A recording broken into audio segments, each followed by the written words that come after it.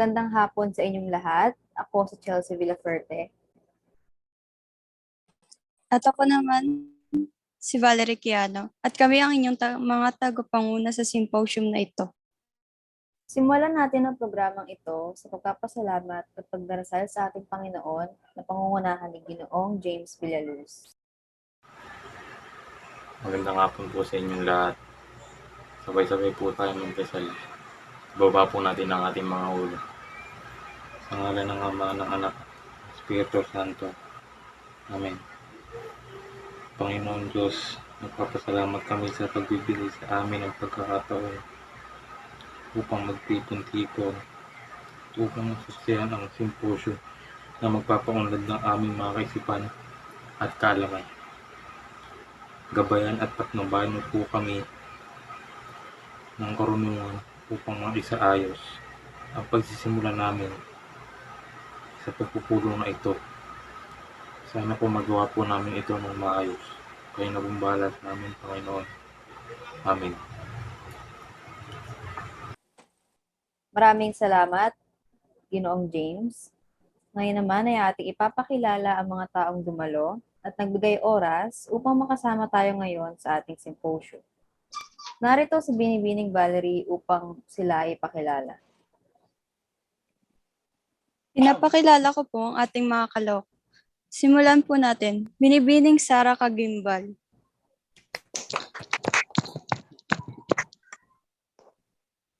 Ginoong Art Costales.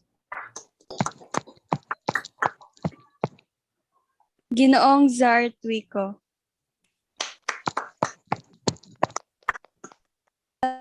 Ginoong Clark Javier.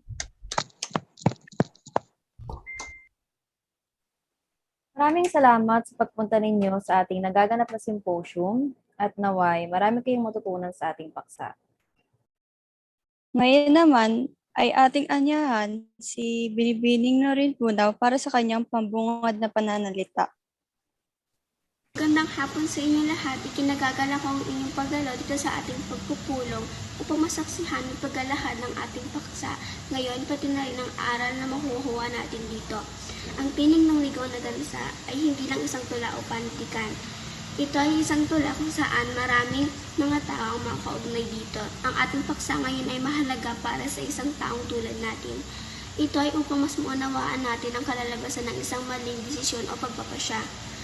Hinihiling ko na kayo ay makinig mabuti sa ating paksa at hangad ko na kayo ay masiyahan at may sa puso magandang dulot ito sa ating pagkatao. Ikinagagalak kong tanggapin kayo sa ating symposium ngayon na lubos sa makakapagpalawig ng ating kaalaman. Salamat at magandang hapon sa lahat. Maraming salamat sa inyong makabuluhang mensahe, Binibining Norin. Ngayon naman,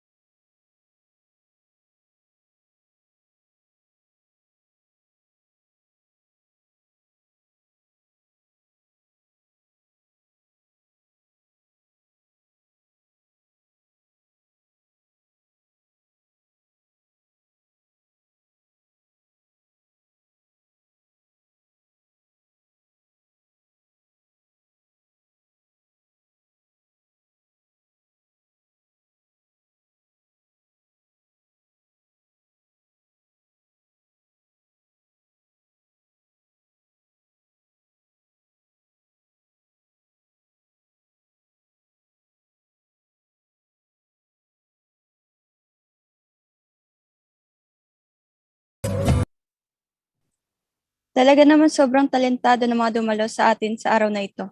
Bakit nga ba ganito ang uri ng kanyang napiling awit para sa atin? Narito ang sagot sa inyong katanungan. Halina't ipakilala ngayon ang ating eksperto sa pangpanitikan na si Binibining Yeriel de la Cruz. Ibabahagi niya sa ating lahat ang paksang Ang Tinig ng Ligaw na Gansa. Palakpakan natin ang tagapagsalita ngayong hapon.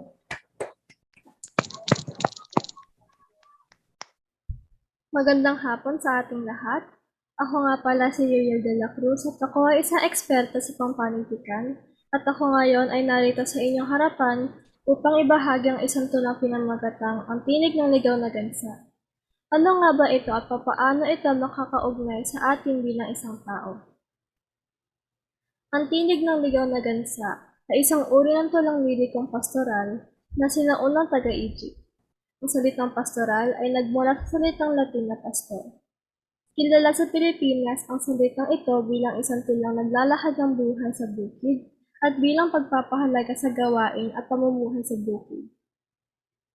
Ang tulang ito isinali na lang ni Vilma C. Ambat sa wikang Filipino. Mula naman sa wikang Ingles ay isinalin ito ni William Kelly Simpson. Halina't talakayin ang tulang Ang Tinig ng Ligaw na Gansa.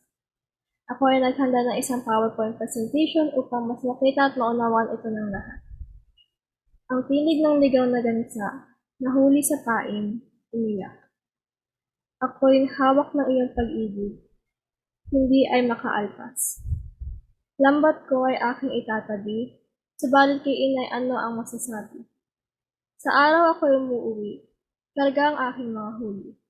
Di ko inilagay ang bitag sapagkat sa pag-ibig mo'y nabihag. Nakikita ninyo sa ating presentasyon ang ibig sabihin ng bawat taludtod ng tulang ito. Ang tinig ng ligaw na gansa, nahuli sa pain, umiyak. Ang salitang gansa ay tumutukoy sa isang tao na nahulog o nahumalig sa isang pag-ibig. Ang taong ito ay nasaktan sa kanyang labis sa pag-ibig dahil lahat ng kanyang pagmamahal ay ibinigay niya sa isang tao at tila ba wala na matira pagmamahal para sa kanyang sarili. Ako'y hawak ng iyong pag-ibig, hindi ay makaalpas. Dahil siya ay bihag na sa isang pag-ibig, nahihirapan na ito makalaya o umalis sa relasyon na kanyang pinasukan. Sa kadahilan ng sobra niyang minahal ang taong ito, kahit ang pag-ibig nito patungo sa kanya ay hindi naman tunay. Lambat ko ay aking itatabi, subalit kay inay ano ang masasabi. Sinasaad nito na handa siyang magsakripisyo alang-alang sa pag-ibig, kahit pa ang kanyang mga magulang ay kaya niyang suwayin sa ngalan lamang ng pag-ibig. Sa araw-araw ako'y umuwi, karga ang aking mga huli. Ang ibig sabihin nito ay tuwing uuwi ito ay daladala niya ang kanyang mga kasintahan na hindi naman ito sineseryoso. Kung inyong tatanungin kung bakit, ito ay dahil sa kanyang ulang relasyon na hindi siya pinahahalagahan at niloko lamang siya nito. Ang kinalabasan nito ay isang hindi magandang gawain.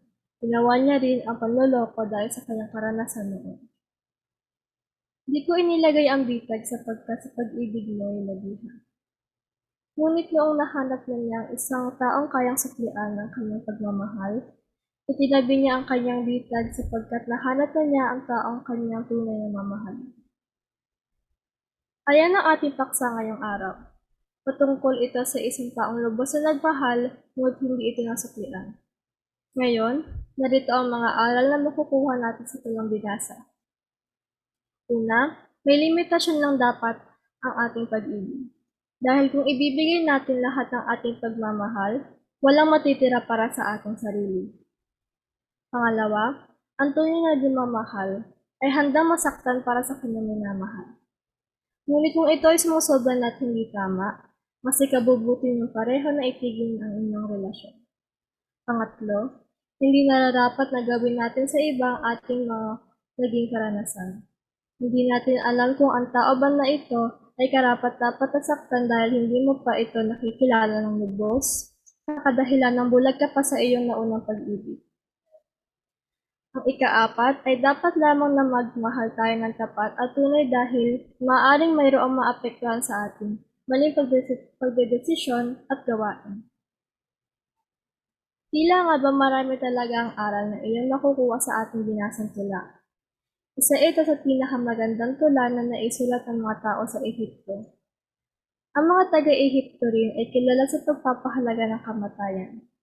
Ngunit lingid sa kaalaman ng nakararami, higit nilang pinapahalagahan ang buhay kung kaya't maging sa kamatayan ay nais nila ipagpatuloy. Ngunit sa kasalukuyan, ang Ehipto ay dumaraan na sa isang malaking pagbabago at modernisasyon, kung kaya't ang tulang ito ay patunay na taos-puso ang kanilang pagpapahalaga sa buhay ng tao at naihango pa nila ito sa isang tula. Kung kayo ay nakaugnay sa ating paksa ngayong hapon, mayroon akong hinandang mga iilang katanungan para sa inyo.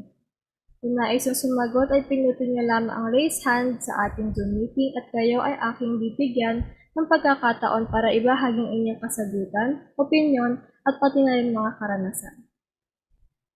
Ang una kong katanungan ay batay sa aking binanggit na tula tungkol sa ang tinig ng ligaw na gansa. Maaari ba kayong magbigay ng mga saloobin o opinyon patungo dito? Sa aking palagay, ang tula ito ay nagsasabi ng katotohanan sa kung ano at paano nangyayari ang pag-ibigan sa panahon na yun. Para sa akin, huwag natin itong madaliin. Ang bagay na ito ay dahil ang pag-ibig ay hindi na mahanap ng basta't basta. Minsan o kadalasan, ito ay dumating sa oras na kapag tayo ay handa o kaya naman sa hindi natin inaasang oras, panahon at pagkakataon. Tama ka dyan, Mr. Zar. Ang pag-ibig ay hindi dapat padaliin ng isang tao dahil kung ang tatanungin, may posibilidad na hindi maging tama ang isang relasyon. Ang aking pangalawang katanungan naman ay kung ikaw ang taong iniwan o niloko ng iyong minamahal, anong inyong mararamdaman? Dalawa ang aking opinyon pagdating sa tanong na ito. Una ay makakaramdam ako ng sakit at pangalawa ay may parte sa akin na ipapaubaya ko ito o matutuwa ako dito. Bakit? Sigurado na ako ay masasaktan kung ako ay lolokohin ng isang taong minamahal ko.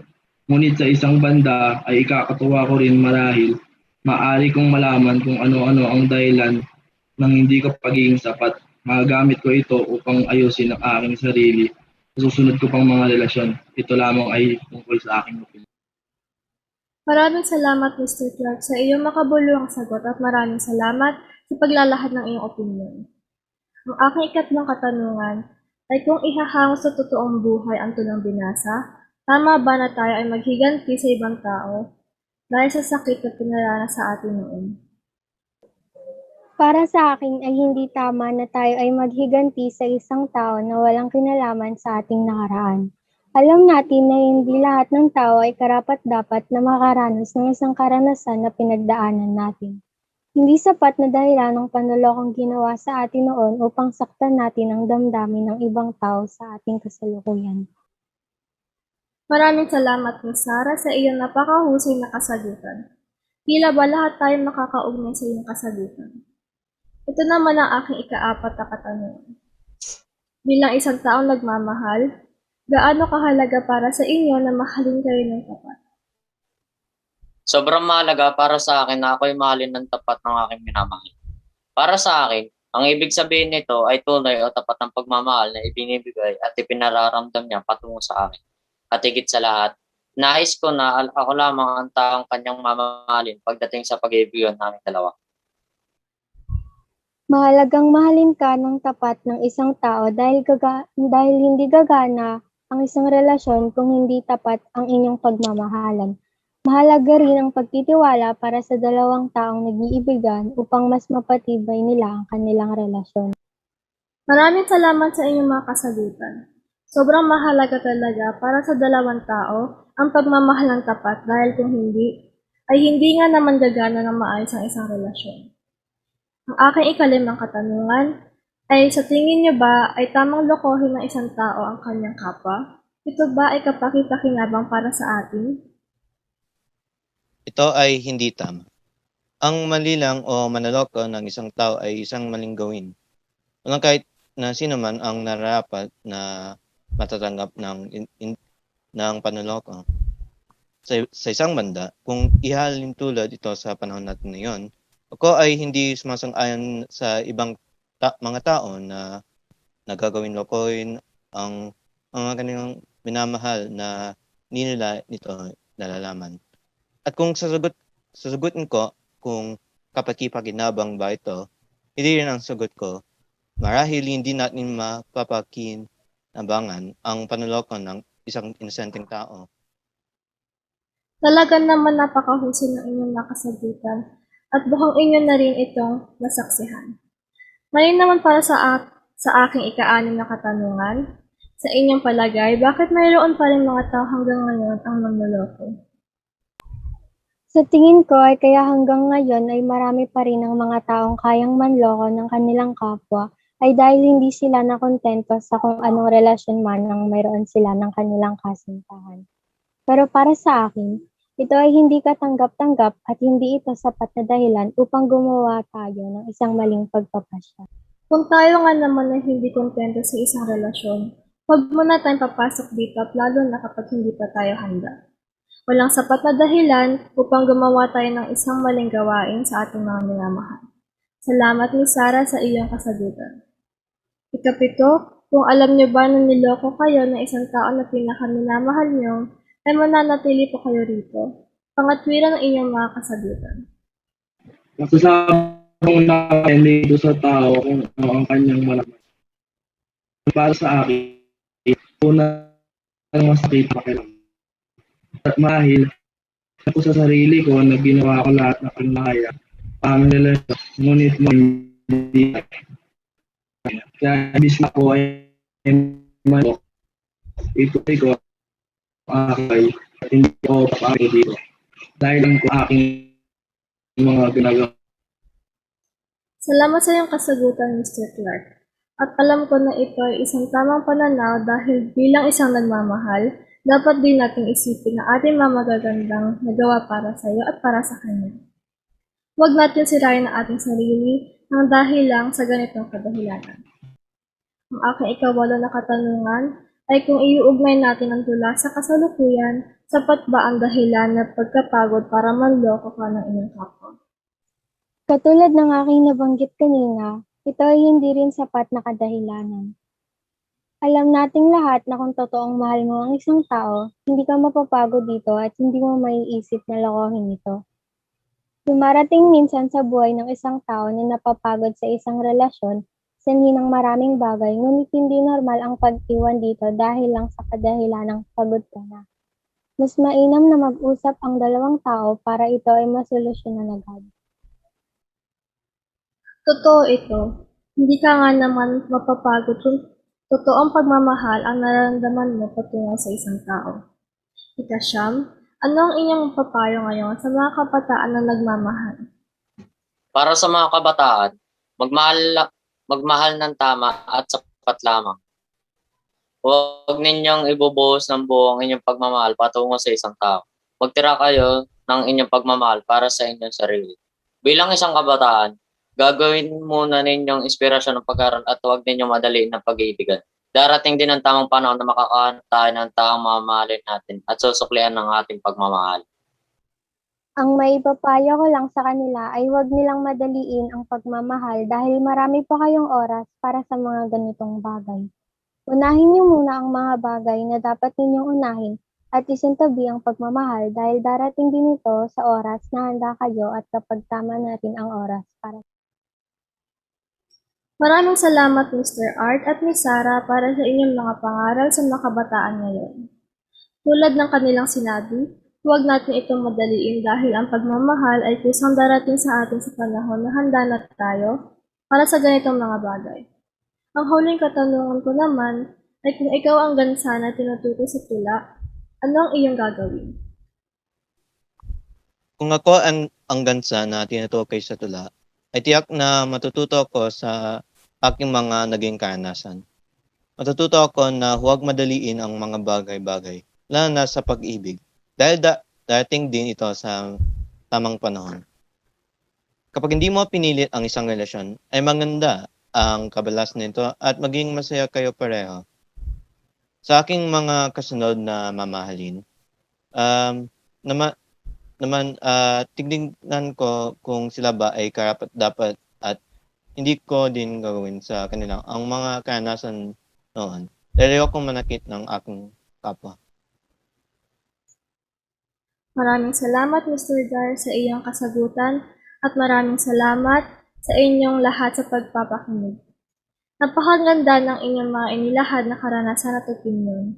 Naway mayroon kayong natutunan sa ating paksa ngayon at naway may ugnay natin ito sa ating mga sarili. Ngayon, kung mayroon kayong mga katanungan ay maaari niyo itong itanong sa akin. Para kanino naaayon ang tulang ito at sa iyong pananaw, ano ang makukuha nating aral mula dito?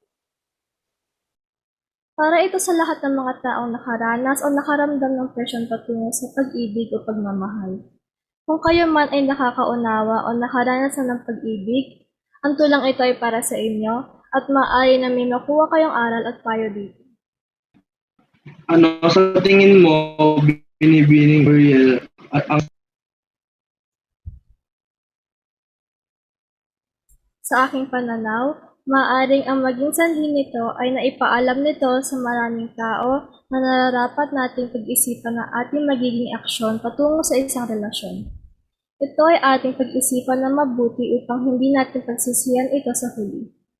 Kung iyon lamang inyong katanungan, ay maraming salamat sa lahat na nakibahagi ng kanilang opinyon sa hapon na ito. Ikinagagala ko ang inyong pagpunta at pagbibigay aral para sa ating lahat. Naway marami kayo natutunan mula sa paksa. Muli, maraming salamat. Napakahusay ninyong lahat. Tunay ngang marami tayong natutunan sa hapong ito. Lahat ng inyong mga ibinahaging tanong at sagot ay paniguradong may isa sa puso ng bawat isa na naririto ngayon. Tunay ngang ang tulang ito ay para sa mga taong napunta na sa mga ganitong pagkakataon at sitwasyon. Lubos ito makakatulong sa kanila upang pag-isipan ng mabuti ang kanilang mga desisyon at huwag magpadalos-dalos. Tulad nga ng inyong nabanggit, hindi maganda ang kalalabasan ng isang bagay kapag pinilit natin ito, lalong-lalo na pagdating sa pag-ibig. Tama yan. Para sa mga kabataan, pag-isipan ninyong mabuti ang inyong ma-action. Huwag tayo magpadala sa kung ano-anong dahilan at ugaliin natin ang pagdedesisyon bago gumawa ng isang bagay. Isa pa, tulad ng aral na makuha natin sa ating paksa, huwag nating hayaan ang ating mga sarili na ibuhos lahat ng ating pagmamahal sa iba at magtira tayo para sa ating sarili. Muli, salamat kay Binibining Uriel, ang ating ekspertong pangpanitikan. Salamat sa pagbabahagi niya ng kanyang mga kaalaman patungo sa ating paksa at ikinagagalak ko na kami ay tunay na nakakuha ng mga aral mula dito. Tunay nga na mas marami ang ating malalaman kapag nagsama-sama ang ating mga opinion. Salamat sa lahat ng mga dumalo ngayon at nagbahagi ng kanilang mga saloobin. Nais kong sabihin na ang bawat isa ay maraming natutunan mula sa inyong lahat. Ngunit Binibining Chelsea, maaari mo bang ibahagi ang buod ng paksang na talakay base sa iyong pagkakaunawa? Ikinagagalak kong sagutin ang iyong kahilingan, Binibining Valerie. Base sa aking sariling pagkakaunawa, ang tinig ng ligaw na gansa ay isang tula na nagsasabing kumagat sa pain at umiyak nang ito'y nahuli sa bitan.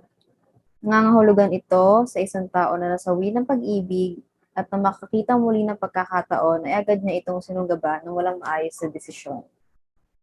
Nakita naman natin na ang kanyang maling pagpapasya ay nauwi sa isang hindi magandang pagmamahalan. Hindi man natin lubos na nalaman ang edad na tinutukoy nito, ngunit kahit anong edad pa yan, ay mas mabuting maging sigurado tayo sa isang bagay na ating papasukin upang hindi rin tayo magsisi sa huli. Maraming salamat sa iyong katanungan. Maraming salamat sa pagbabahagi ng iyong pagkakaunawa at opinion. Kinakatuwa ko na ito ay dadagdag sa aming mga natutunan ngayong hapon. Atin namang imbitahin muli si Binibining Noreen Bunaw para sa kanyang pangwakas na pananalit. Maraming salamat sa inyong pagdalo at pakikilahok sa ating symposium. Naway may napulot kayong aral tungkol sa ating paksa ngayong hapon. Batid po namin na ito'y makatulong at sana mas lumawak pa ang ating paisipan tungkol sa usaping pag-ibig. Muli, maraming salamat at magandang hapon. Salamat, Binibining Noreen, sa iyong pangwakas na pananalita. Muli, maraming salamat sa lahat ng mga dumalo at huwag nating kalimutan na isa puso ang ating mga natutunan ngayong araw. Dito nagtatapos ang ating symposium. Maraming salamat sa lahat ng naglahad ng kanilang oras. Lagi tayong mag-ingat at mulit-muli po nating ipapaalala na sumunod sa mga protocol sa mga kalusugan upang tayo ay ligtas sa anumang virus. Panatiliing suot ng ating mga face mask at ugaliing gumamit ng alcohol at higit po sa lahat, gawin ang ating parte na magpabakuna. Ang aming taus-pusong pasasalamat sa inyong lahat.